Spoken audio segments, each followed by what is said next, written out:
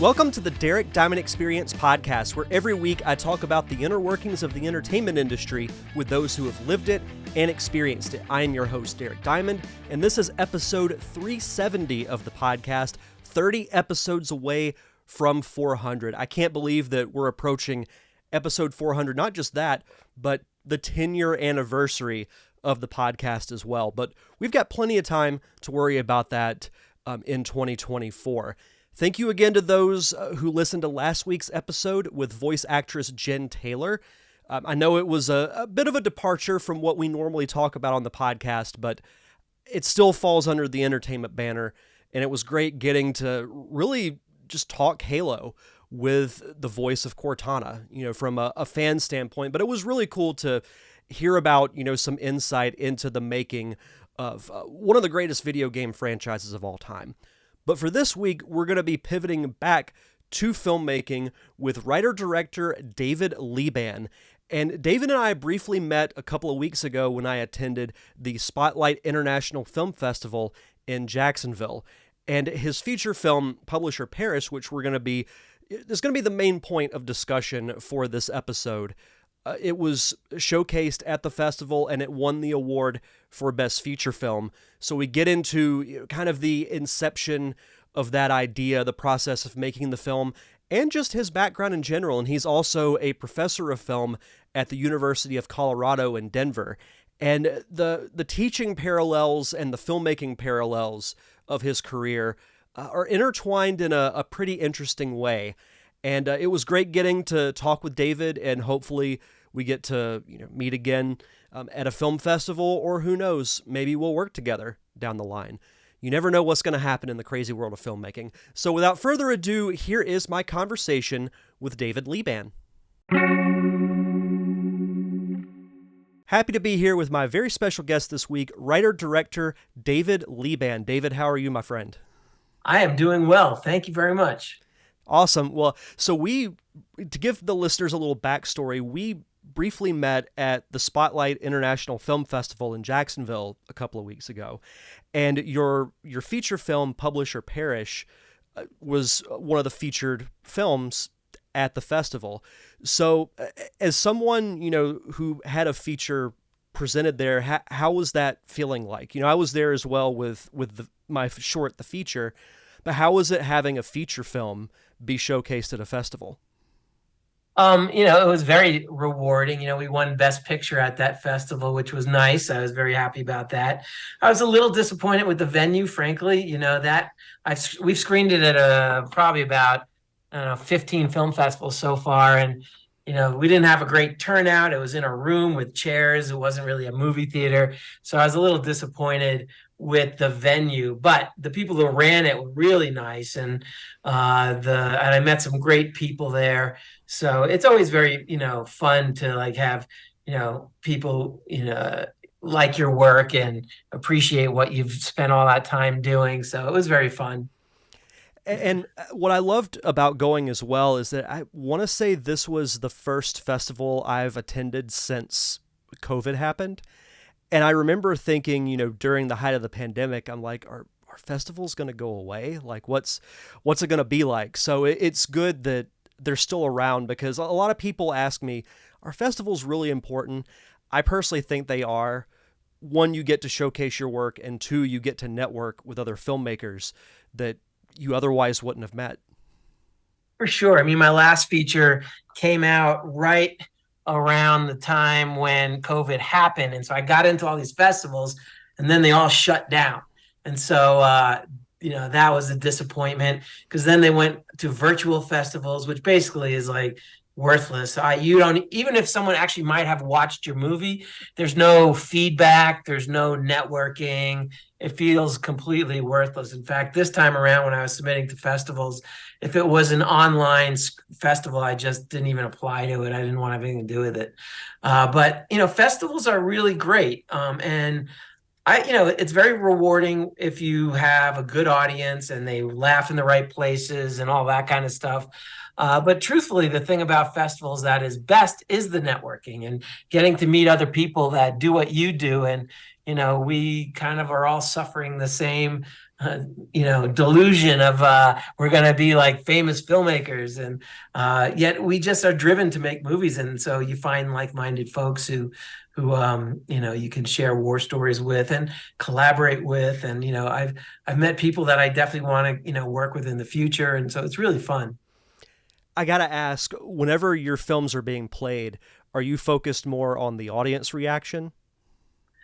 Um, yes and no. Like I am watching the people. I know like the moments where people gasp and people laugh, and so I kind of watching them to see like, okay, here it comes, big laugh. Okay, okay, it worked. So that kind of stuff feels great. But I am a little bit of both. I mean, I've seen the movie countless times because I was in the edit room and I've been to all these film festivals. So I still enjoy the movie. I am very proud of it, but I am really there to kind of publicize the movie and to see, is it landing. And that is a part of it that some of the creative types I think might struggle at times. Like the creative part is great. Like it's what makes a movie, but there is that publicity, there's the marketing, there's the business side that Yes. I've been learning about through friends of mine that have worked in film through this podcast, because I was the same way. I just wanted to write and maybe direct, edit, but there's a whole nother side that I've been introduced to, and it as glamorous? No, but it's just as important in my opinion. I mean, like we're filmmakers, right? We're not marketing people. That's a different Right. breed. It's a different process. We can make a couple of posts about our movie here and there, and that's not nothing.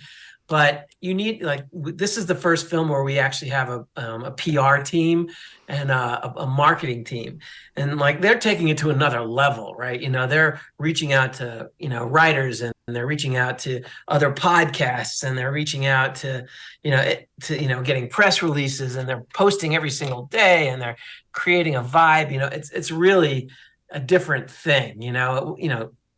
We'll see the results that we get, right? But it's not. In my last endeavors, I did it all myself, and it's hard to know the kind of impact. Maybe I got 300 people to look at it, which is not nothing, but if you're trying to recoup money for your investors, 300 is not going to cut it. So yeah. It's all a learning process. I've been there as well, where I try to do everything on my own, but you got to find the right people and put them in the positions to succeed, and you'd be For sure. surprised how much that helps.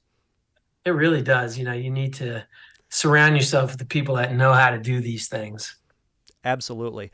So let's backtrack a bit. What was it that initially made you want to become a filmmaker in the first place?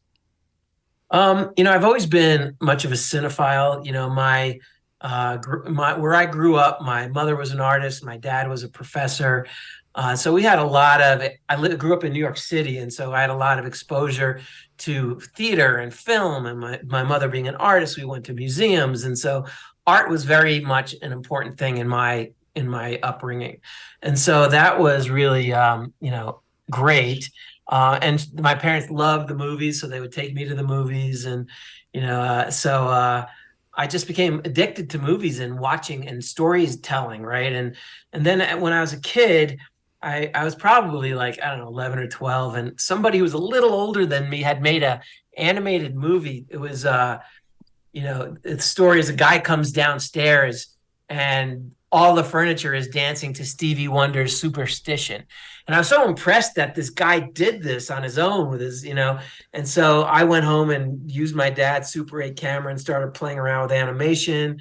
And, I started making movies with my friends.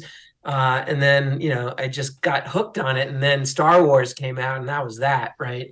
So for me, that was really exciting. And then when I went to college, I studied film, and then now I'm a film professor and I make films. So, it's just been what I've wanted to do. And I've been very fortunate that I've been able to do it. You mentioned your parents going to the movies and you're taking you as a child. Do you remember the first movie you ever saw in the theater? Ooh, I do not. One of the earliest experiences I have, I do remember it was a drive-in.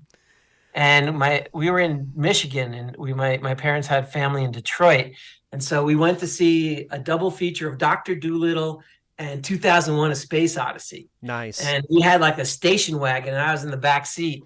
I watched Dr. Dolittle. I didn't make it through 2001 though. Granted, I was a child and I probably didn't understand it. And to this day, it's a challenging movie, and I'm an adult. Yeah. So No, that's understandable. No, the drive-in experience is something that, I thought I would never get, but when COVID happened, all the theaters were shut down. Well, at the fairgrounds here in Pensacola, there was a drive-in that would happen, like on the weekends, and I got to see the original Star Wars in a drive-in. that's And cool. it Yeah, was pretty incredible. So very fun. you said you went to college for film. So once you do that, then how do you start making your films? When I first got out of college, I started a small video production company. And so I was doing like industrial videos, commercials, weddings, anything that I could kind of get opportunity to use my abilities, right? And to get paid for it. So that was kind of where I started. But then it turned out I didn't really like doing those kind of videos for other people, and I had ideas of my own. And so, knowing a little bit about academia from my dad, who was a math teacher at a York College in New York City, I knew that professors have an expectation that a percentage of their job is to be creative or to publish books or whatever it is that is your thing. And so for me, that was I really enjoy teaching, and on top of it, it was an opportunity for me to make films. So I was making a lot of shorts. Once I got my first teaching gig, and I just started making movies right from there. I didn't make features until much later, but I made probably a short a year, just to kind of keep myself going. That's interesting that your teaching career is kind of running parallel to your Yes. filmmaking career. I was curious about that because, not to assume, but I was thinking, okay, well, you were a filmmaker first and then you decided to become a teacher. Do you find that the fact that the two kind of started around the same time, do you think the filmmaking side helped your teaching side and vice versa? There's this thing that people say, for those who can't teach, right? And I resent that a great deal because those people have never tried to teach anything, right? Because if the best way to learn something is to try to teach it, because you got to dig in and know what you're talking about, right? So while I knew enough about cameras, and I studied and I made things, and so I had the tech skills, but I it was one of those things that went in hand in hand. Like I consciously went into teaching to have a career and to get paid to have a job that I liked and loved. And so like the fact that I was making movies was just a part of my job. They weren't separated, right?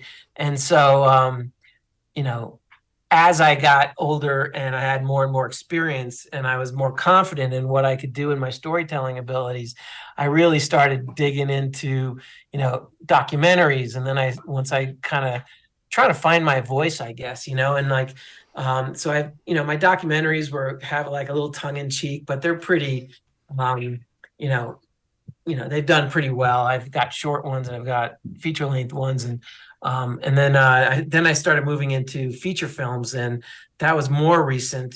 So but that's kind of where I'm at now. Right. And you bring up an interesting point because as something that I think I'm still struggling to do, or I guess maybe not struggling, but discovering, is that finding your voice aspect as a filmmaker, because you don't really know until you actually do it. And the more you do it, the more you discover what that is. So that's, Yeah. again, I tell people that, it's going to take you more than once to really kind of figure it out. And I mean, I think we all are still learning to a degree. I mean, the way that I look at it is like, I'm trying to find, as far as reference, finding your voice is, I sometimes I made documentaries out of convenience. Like I came across somebody who's like, oh, that person would be really interesting. Or, oh, this person is so, charismatic. Let's do work with that person. But when it came down to it, I started thinking about, well, what kind of movies do I like to go see? Like, what are the movies that inspire me? I want to do that. And so that's kind of how I started to find like I've discovered my voice is that it's dark comedy. That's kind of what I enjoy the most. Laughing when you feel like you probably shouldn't laugh at this. That's where that's what I like. And so, I've done some really deep things too. I've done documentaries about, survivors of sex trafficking and the end of life phase. So I've done a lot of different things, but like I have to say, when I've been in an audience showing a movie about death and dying, and it's sad, right? And then I'm sitting next to this other guy for the next movie, and he made a comedy. Everybody's laughing and having a great time. It's like, I want to do that. I don't want to like make people down, So that's kind of part of my reason for wanting to get into, comedy. Well, and there's something to be said about making, in your case, documentaries about deeper subjects, because I do think they're important because they bring awareness, but they can be not just emotionally taxing on the audience, they can be emotionally taxing on those that make it because you're in it, like you're experiencing it in a way. So I totally understand. But I will say though, like the one about death and dying, it was called Mortal Lessons, and that one, I interviewed two women who were dying of stage 4 cancer, and nobody wanted to talk to them. Their own family didn't want to talk to them. I'm not trying to bum out your audience here, but the reason I bring it up was that those people became teachers for me, not just about life. Like they shared things with me that they couldn't share with their own families. And so I still am very moved and I've learned a lot about life and my own feelings about death. And I have children, like how do I talk to them about death? So, when I make a documentary, I typically I would say to people, like, I know just enough about the topic to begin my exploration. And by making the documentary is my research as far as finding out what the story is and what is the idea that I want to communicate. No, absolutely. And despite how, depressing or dark the subject might be, if you take something away from it that makes you a better human being, then I think it's worth it. Yeah, for sure. So kind of going from that, talk to me about Publish or Perish. We mentioned it at the beginning of the interview. What was the inception behind it? And can you talk to me about the process of getting it made? Yeah, I mean, it's a 2.5 year process, and I kind of still feel like I'm in it. But the story is about a professor who accidentally kills one of his students on the day that he's trying to deliver his tenure dossier. And he doesn't want to let it impact his career, so he hides the body, and then his life starts to spiral out of control. Excuse me. And so where did the idea come from is that I am a professor. I am a tenured professor at University of Colorado at Denver. I teach filmmaking and I teach, and I'm the chairman of the department. But while I was going through tenure, I had these what if scenarios in my head, because basically if you don't know about tenure, like if you don't get tenure, you lose your job, right? And so that upon hire that in 7 years, you're going to be evaluated. And you have to, be active. You have to produce work. If you write books, you have to write books. You have to make films. You make films. Whatever your thing is, right? And so it's always on the back of your mind. Even though I was being productive, you never know, because professors can be, a bunch of curmudgeons, and so these are the people that are going to be judging you. And so like you have to play nice with everybody all the time, and you don't know how you're being perceived. So it's a very unnerving process. And so basically I take that concept much too far in the movie as far as like, how does he respond to these things? And this guy is not responding to it very well, and he's making a lot of really bad decisions, and it's impacting his life, his wife, his kid, all of it. Yeah.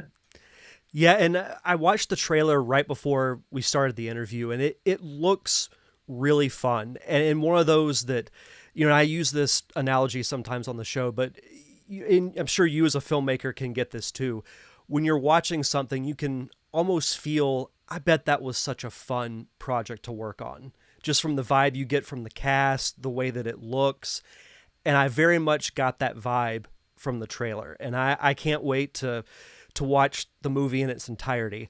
So tell me about the process. Like how long did it take you guys to shoot the film? So we had about 3 months of pre-production, and then we shot it in 23 days. So it was a SAG signatory, so we had, all the barriers and obstacles that one has to deal with when you work with SAG, and it's not fun, but it's necessary. But Yeah, the hardest part about making the movie was, finding the funding. My last feature I kind of did through crowdfunding and personal funds, but I made a decent project that got distributed, and that allowed me to, present myself as a director of features. And so when I had this other screenplay that I wrote, and it was winning awards, and it was people were liking it, we did a proof of concept of our inciting incident.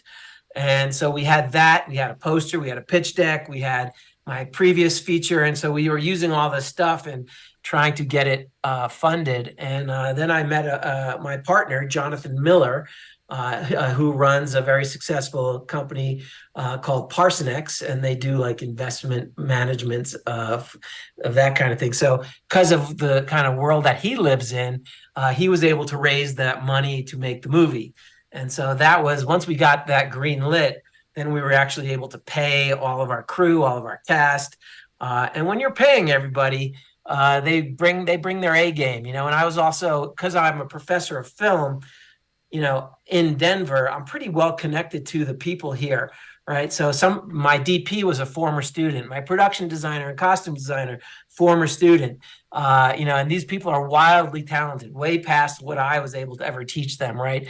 I'm not a DP myself, but I've done it well enough to communicate with him. And now he's like this really great DP, and his name is Trevor Merchant, and he also was our colorist. And so we had some students working on it, former students, some colleagues, some peers. And we shot it at the University of Colorado Denver's campus. Of 11 days of the 23 were in that space. So it was, I surrounded myself with people that I trusted. I knew my lead actor, Timothy McCracken. I worked with him before.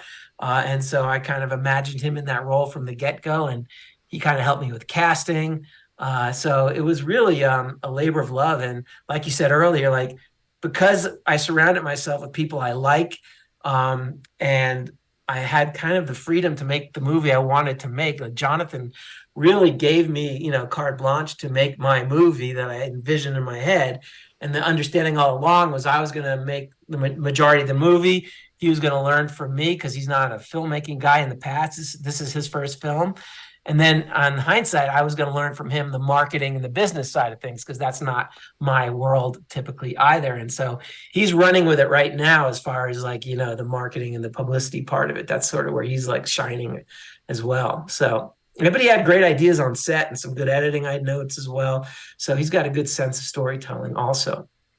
So, yeah. And that's great too, because I was curious as to whether or not you used like maybe some former students of yours or current ones or, a lot of filmmaking is using the connections that you have. And with you being a professor, you obviously have quite a few. So that's such a great story in and of itself, that, you're this professor, but you're also a filmmaker, and some of your former students come together and you make this really awesome project, and you have your partner who's kind of the other side of the coin that is good at what you're not, and vice versa. So Yes. it's really kind of things just fall perfectly into place sometimes, and this sounds like one of those instances.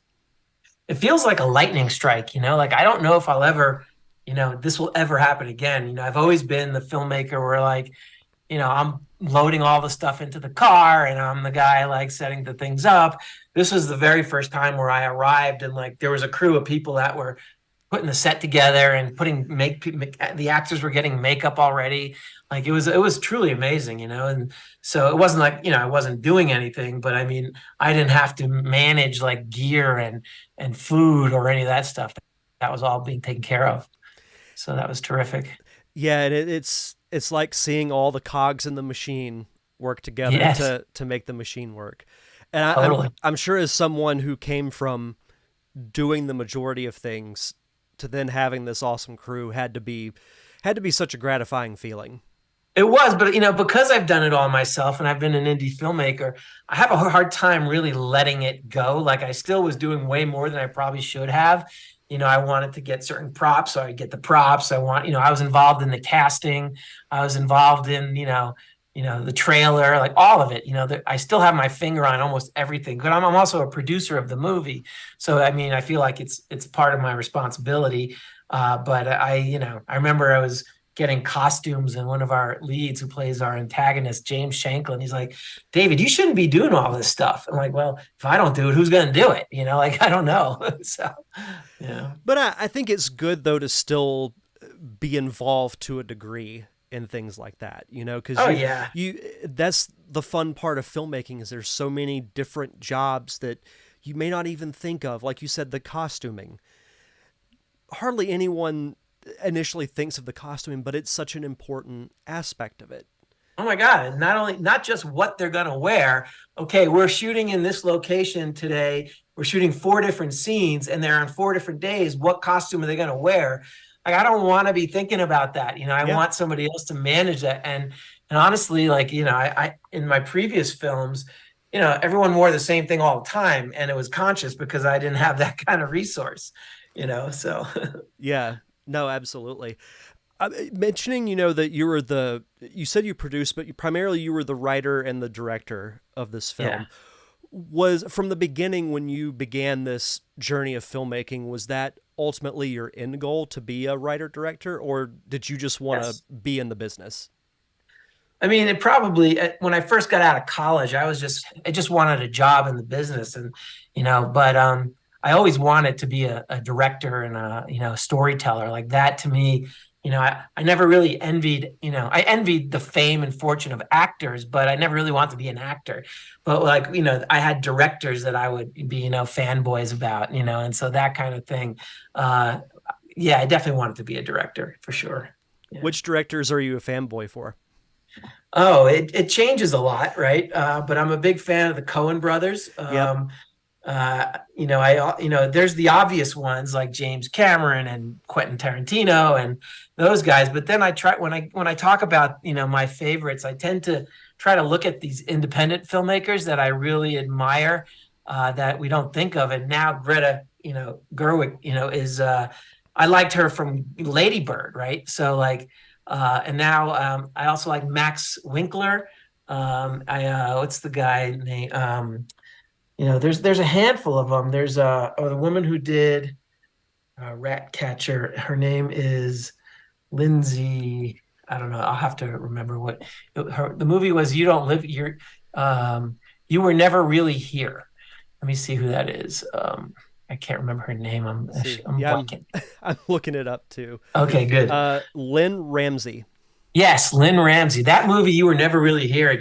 I love that movie, and so I kind of like these oddball, I get tired of formulaic movies, right? So I really like movies where I'm surprised, and I'm very rarely surprised. So the movies that do that to me are the directors that I tend to kind of like follow. So Yeah, no, that makes sense, and I think we need more movies like that. Like you mentioned, not formulaic movies. yes. I'm hoping that once the strikes have concluded, that it results not just in fair pay for everyone, but that we get different types of movies. I honestly like to believe, like Mark Ruffalo made a statement about now this is the perfect time to start diving into independent film Yep. because the machine of Hollywood does not allow for you and me to do our work because the money that we could potentially make, which could be a lot of money, is still like pocket change to these guys who have a $300 million film. Like we're not playing in the same ballpark, and so like the amount of money that our film could generate is not interesting to them. So that being said, if you made $5 million on a movie, that'd be like terrific, and that's a lot of money. So why not? If you have 10 of those versus one $300 million film, and all those films have a unique voice and vision, far more interesting. So I'm kind of hoping that what happens because of the strikes, both for writers and actors, may kind of, spark this sort of change. I could hope at least, but I don't know if it will. Yeah, we'll just have to wait and see. But Yes. yeah, but as we start to wrap up here, I did want to ask you, what's the biggest lesson that you learned as a writer director from making Publish or Perish? The biggest lesson, let me think. Trust your gut.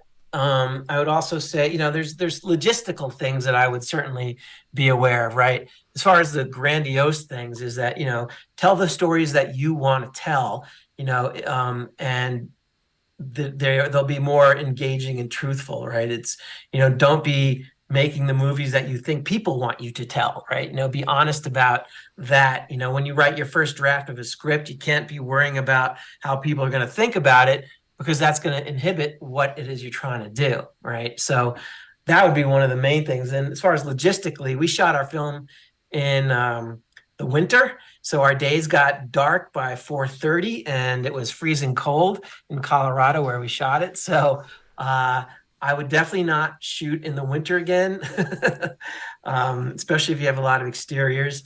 And we shot during COVID as well, so that was a joy. We had a COVID safety officer, and we all got tested, and that was a challenge. But we really didn't have a choice about that. So there was a lot of things that you learn all the time. But the other thing I would say is, like, really respect your cast and crew. Like, treat them humanely. There's no reason to yell at people or anyone to, like, get thrown downstairs so you get the right kind of performance. You hear these stories about people doing that, and it's just not necessary, right? Actors should know how to act without throwing them down a staircase or yelling at them. It is it's a tense situation, so people lose their cools, and there's a lot of dramatic things going on behind the set. And I try to kind of keep myself out of that. I'm aware of it, that it's happening, but, like, I don't want to know about it, because it really disrupts my process. And so I would recommend having somebody, like, have your AD be the buffer, so that you don't have to, like, that guy's mad at that guy and he wants to go home, because I don't want to know any of it. Like, I'm going to, so that kind of thing I would try to navigate differently as well. No, you're absolutely right. No, I totally agree Yeah. with all of that. So where can people watch Publish or Perish? It's going to be on Amazon, Vudu, and on demand, and on different cable channels as of August 18th. If they want to, depending on when they hear this, we have a website. It's publishorperish.movie. And you can always go there, and you'll see where there'll be a link to where to get the movie, or to get a link to where you can see it. And going off on that note, you mentioned the website. Do you have any social media that you'd like to plug so the viewers and listeners can follow you? I guess, we're on Instagram of Publish or Perish Movie, and Facebook, we're there too. And so we're all of those places. But yeah, I have my own site. If you want to know more about what I do, my site is tinyfistfilms.com. So that's where you can see some examples of my documentaries and short films I've did as well. Fantastic. Well, David, thank you so much for taking the time to have this chat. This was great. My pleasure. Thank you for having me. I really appreciate it. Thank you again to David Liban for that fantastic conversation. Don't forget to follow Publish or Perish on Instagram. The link is in the show notes. And this upcoming Friday, August 18th, you'll be able to watch Publish or Perish on Amazon. And I'll include the links to the website in the show notes as well. For next week's episode, I'm going to be chatting with actor and filmmaker Jonathan Gorman, and we had just an amazing conversation, not just about film, but life in general, and he's going to be talking about his new book, which is kind of a parallel with life, movies, and honestly how you can compare the two.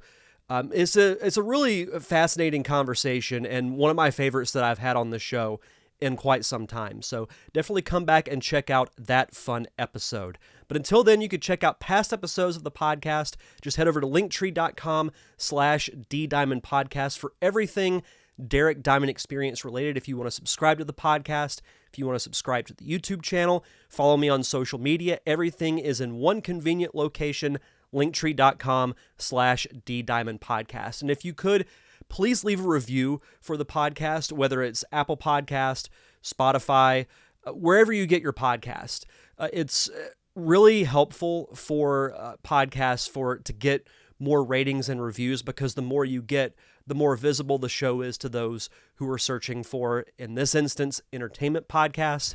So it takes a minute of your time and it doesn't cost anything. So if you could do that, I would very much appreciate it. But that's going to do it for this week's episode. Thank you once again to David Liban, and we'll see you guys back here next Monday for another awesome episode of the Derek Diamond Experience podcast.